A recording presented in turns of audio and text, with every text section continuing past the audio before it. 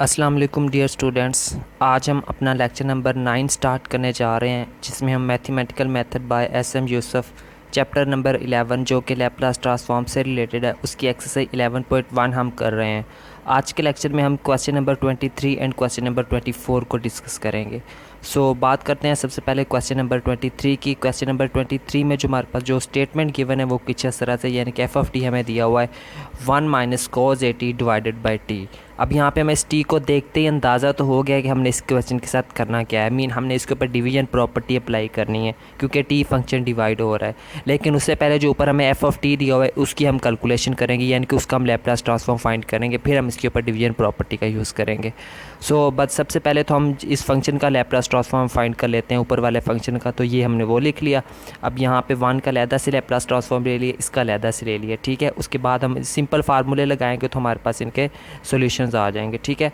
तो जैसे यहाँ पर हमने ये उनका सॉल्यूशन आ गया, ठीक है। इसको हम लेट कर लेते हैं F of you. F of you क्यों लेट किए वो नेक्स्ट बताता हूँ। उसके बाद अब हम कंप्लीट फंक्शन ले लेते हैं, ठीक है। तो कंप्लीट फंक्शन ले लिया, इसको देखते ही हमें अंदाज़ा हो गया टी फंक्शन डिवाइड हो रहा है, तो हम इसके ऊपर डिवीजन प्रॉपर्टी अप्लाई करेंगे। ये आ गई हमारे पास डिवीजन प्रॉपर्टी।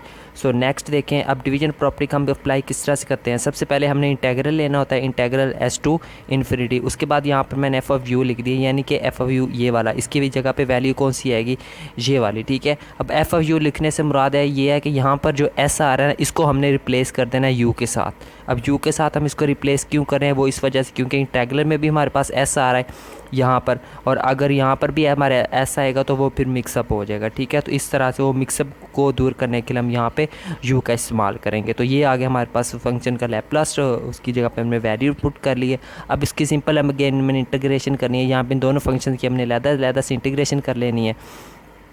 तो आगे मज़ीद इसको हम देख लेते हैं।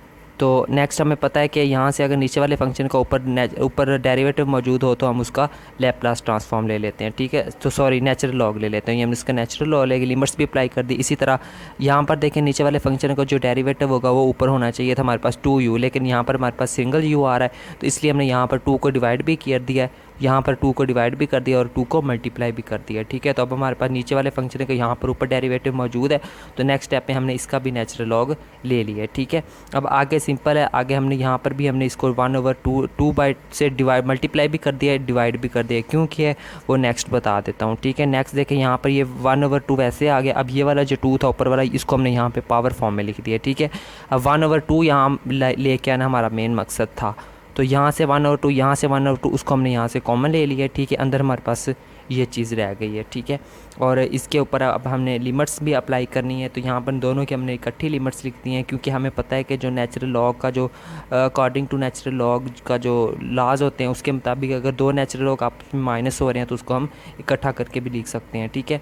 अब यहाँ पर देखें, ये दो माइनस हो रहे हैं तो इनको हमने डिवाइड कर लिया है, ठीक है। तो इसी तरह होता है according to laws of natural log. तो यहाँ पर आगे इसकी लिमिट, नेक्स्ट स्टेप में हमने इसकी सिंपल लिमिट सप्लाई कर देनी है इसके ऊपर, ठीक है। अब यहाँ पर देखें, इसको मज़ीद थोड़ा सा सिंप्लीफाई कर लेते हैं। यहाँ से अगर हम u को कॉमन लें तो अंदर आ जाएगा हमारे पास 1 + a/u², ठीक है। यहाँ से ये वाला u इसके साथ कैंसिल आउट हो जाएगा, तो नेक्स्ट हमारे पास कुछ ये फॉर्म रह जाएगी, ठीक है। अब यहाँ पर हमने क्या करना है, अब देखिए यहाँ पर हमें पता है कि 1 और ये वाला नीचे वाला फंक्शन एक दूसरे पर डिवाइड हो रहे हैं, तो हम फिर से सेपरेट करके लिख लेंगे, यानी कि ये फिर से माइनस हो जाएंगे। हमें पता है कि जो नेचुरल लॉग, अगर दो लॉग आपस में माइनस हो रहे हो तो उनके हम डिवाइड वाली फॉर्म में लिख सकते हैं। तो इसी तरह डिवाइड वाली को तोड़कर हम माइनस वाली फॉर्म में भी लिख सकते हैं। ये लिख लिया। फिर हमें पता है नेचुरल 1 का नेचुरल लॉग हमेशा 0 होता है, वो आ गया उसकी जगह पर, तो जो साथ वाला था वो सेम एज इट इज़ आ जाएगा। तो नेक्स्ट यहाँ पर हमारे पास 0 तो वैसे ख़त्म हो जाएगा, तो इसलिए हमारे पास ये चीज़ रह गई। अब इसके ऊपर हमने लिमिट्स अप्लाई कर दी हैं, ठीक है। Upper limit minus lower limit, ठीक है। अब अपर लिमिट जब हमने इस फंक्शन के ऊपर, तो हमने अपर लिमिट अप्लाई कर दी, यानी कि फिर उसके बाद फिर माइनस फार्मूले वाला और ये वाला माइनस, सॉरी ये वाला माइनस, जो ये मिलकर माइनस माइनस क्या हो जाएगा प्लस, तो इसलिए यहाँ पर हमारे पास प्लस आ रहा है, ठीक है। ये आ गई हमारे पास लोअर लिमिट, ठीक है।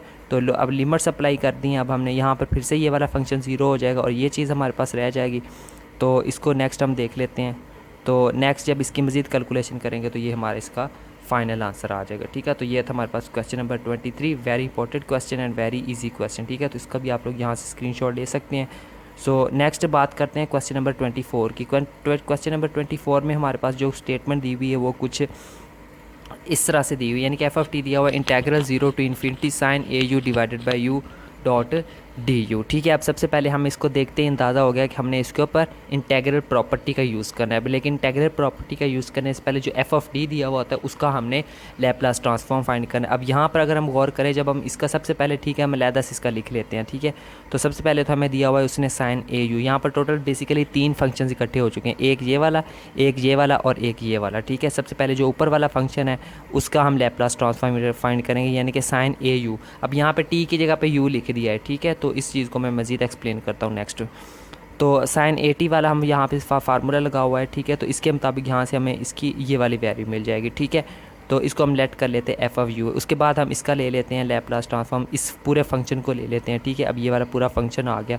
अब हमें पता है कि अब इस फंक्शन देखें यू डिवाइड हो रहा है, तो इसका हम जब कोई भी फंक्शन यू में डिवाइड हो रहा हो ना, तो उसका हमने उसके ऊपर हमने यूज़ करनी होती है डिवीजन प्रॉपर्टी। ठीक है, अब इस फंक्शन का लैप्लास ट्रांसफॉर्म करने के लिए हम इसके ऊपर लगाएंगे डिवीजन प्रॉपर्टी, और वो क्या होती है, integral s to infinity a over u square plus a square, यानी कि जो हमने लैप्लास ट्रांसफॉर्म इस फंक्शन का हमने फाइंड किया हुआ था ऊपर। ठीक है, ये वाला वो लिख लिया। ठीक है, तो अब यहाँ पर नेक्स्ट हमने इसकी सिंपल कैलकुलेशन करनी है, ये आ जाएगा। ठीक है, आगे हमने इसको सेम क्वेश्चन नंबर जैसे हमने 22 में कैलकुलेशन की थी ना, बिल्कुल सेम क्वेश्चन हमारे पास बन चुका है। ठीक है, इस यहाँ से आगे, तो यहाँ से आगे हम इसको सॉल्व कर लेते हैं। ठीक है, तो उसमें कोई मसला नहीं है। तो मैंने सिर्फ यहाँ पे वैसे मेंशन किया कि इस तरह का क्वेश्चन हम पहले भी कर चुके हैं, लेकिन हम यहाँ पर कैलकुलेशन दोबारा करेंगे, तो वही वाली कैलकुलेशन हम फिर से दोबारा रिपीट करेंगे। ठीक है, इस स्टेप के बाद फिर हम ये वाला स्टेप करेंगे। ठीक है, यहाँ पे आगे, तो यहाँ पर देखें ये वाला जो ए था इसको हमने अंदर मल्टीप्लाई दोबारा कर दिया। ठीक है, ये मल्टीप्लाई हो गया। अब इसकी हमने थोड़ी सी सब्स्टिट्यूशन करनी है। सब्स्टिट्यूशन इस लिहाज से करनी है कि ये वाला जो चीज़ है, जब हम इसका ये बराबर होती है टेन इनवर्स यू ओवर ए के बराबर होती है। ठीक है, तो इस चीज़ की जगह पे हम लिख सकते हैं टेन इनवर्स यू ओवर ए, और इसको हम लेट कर लेते हैं कि ये हमारे पास थीटा के इक्वल है। ठीक है, तो यहाँ से अगर हमने यू को लैदा करना हो तो ये वाला जो टेन इनवर्स है ये दूसरी साइड पर जाकर हमारे पास क्या हो जाएगा, टेन थीटा बन जाएगा, और ये वाला जो फंक्शन है यहाँ से यू लेता रह जाएगा, क्योंकि नीचे जो ए आ रहा है हमारे पास ये भी उस साइड पर जाकर यहाँ पर मल्टीप्लाई हो जाएगा। ठीक है, तो यहाँ से हमें एक और वैल्यू मिल गई। उसके बाद इसका हम दोनों तरफ डेरिवेटिव ले लेंगे तो हमारे पास कुछ ये चीज़ आ जाएगी। ठीक है, अब इन दो वैल्यूज़ को, यानी कि इस यू की वैल्यू को और इस वैल्यू को हमने उसको यूज़ करना है क्वेश्चन नंबर 20। यहीं पर क्वेश्चन इसी के अंदर हमने इसकी सब्स्टिट्यूशन कर ले ली है, यानी कि यहाँ पर देखें यू स्केयर आ रहा है ना, तो यू स्केयर की जगह पे हमने उसकी यहाँ पे वैल्यू लिख लेनी है इसका स्केयर लेकर। ठीक है, तो इसलिए यहाँ पर नीचे आ गया a square into ten square u. ठीक है, आगे प्लस ए स्केयर वैसे सेम एज इट इज़ आ गया, यानी कि ये वाला ए स्केयर यहाँ पर हमने दोबारा प्लस फॉर्म में लिख लिया। ठीक है, उसके बाद अब ये जो डी यू आ रहा था, इस डी यू की जगह पे हमने इसकी ये वाली वैल्यू लिख दी है यहाँ पर। ठीक है, ये स्टेप, और उसके बाद ये चीज़ आगे। ठीक, अब यहाँ पे टेन स्केयर थीटा आ रहा है। ठीक है, टेन स्केयर थीटा की हमें वैल्यू का पता है कि ये हमारे पास होती है टेन स्केयर थीटा प्लस 1। ठीक है, तो उसकी जगह पे हमने ये लिख लिया टेन स्केयर थीटा प्लस 1। यहाँ पे सॉरी, यहाँ से हमने ए स्केयर को कॉमन ले लिया। ठीक है, यहाँ से ए स्केयर को हमने कॉमन ले लिया है। ठीक है, यहाँ पर देखें यहाँ पर भी ए स्केयर आ रहा है, यहाँ पर भी ए स्केयर आ रहा है, दोनों फंक्शंस में आ रहा है, तो यहाँ से हमने ए स्केयर को कॉमन लिया, अंदर हमारे पास रह गया टेन स्केयर थीटा प्लस 1। ठीक है, अब इस टेन स्केयर थीटा प्लस 1 ये जो चीज़ है हमारे पास बराबर होती है सीकेंड स्केयर थीटा के। ठीक है, यहाँ पर इस हैड में मैंशन भी किया हुआ है, तो इसको अब इस फंक्शन की जगह पर हम इसकी वैल्यू पुट कर देंगे टेन स्केयर थीटा। ठीक है, तो यहाँ पर हमने इसकी जगह पर इसकी वैल्यू पुट कर दी है। ठीक है, इसको थोड़ा जूम कर लेते हैं, तो यहाँ पर देखें ये वाले फंक्शन दोनों आपस में एक दूसरे के साथ कैंसिल आउट हो जाएंगे, पीछे हमारे पास रह जाएगा सिर्फ 1 थीटा। ठीक है, अब 1 थीटा रह गया, इसको हम मज़ीद यहाँ से सॉल्व इसका जो इंटीग्रेट करेंगे तो थीटा आ जाएगा। अब थीटा की जगह पे हमने पीछे लेट किया था, यहाँ पर देखें थीटा की जगह पर उसकी वैल्यू हम ये वाली पुट कर देंगे, वो थी हमारे पास टेन इनवर्स, तो उसकी जगह पे हमने उसकी वैल्यू पुट कर देनी है।